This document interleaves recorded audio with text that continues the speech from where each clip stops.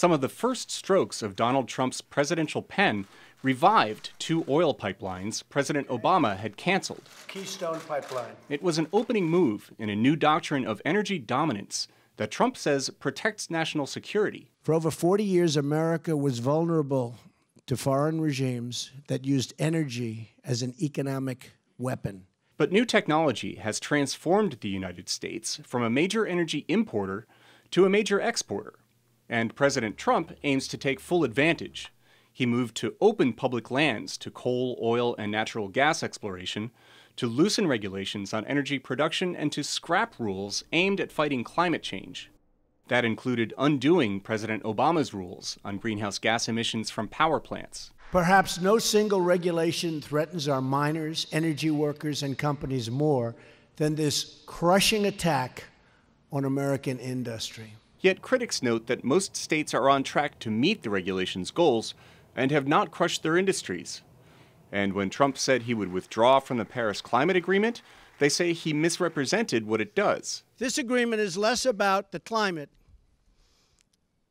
and more about other countries gaining a financial advantage over the United States. Meanwhile, 2017 was the third warmest year on record. Scientists increasingly see evidence of climate change in heat waves, storms, and other extreme weather. Critics say Trump's efforts are going in the wrong direction.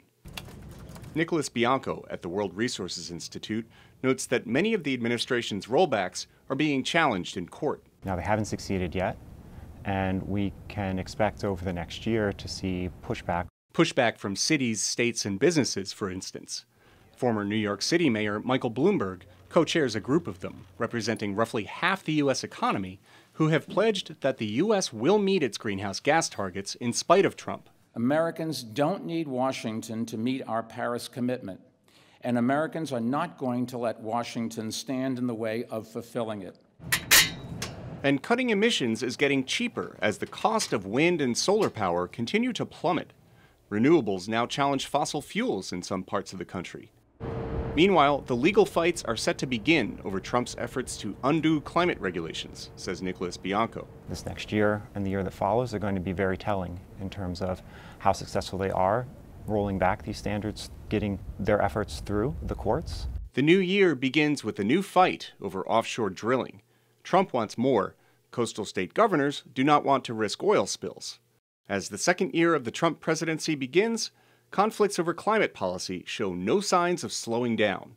Steve Baragona, VOA News, Washington.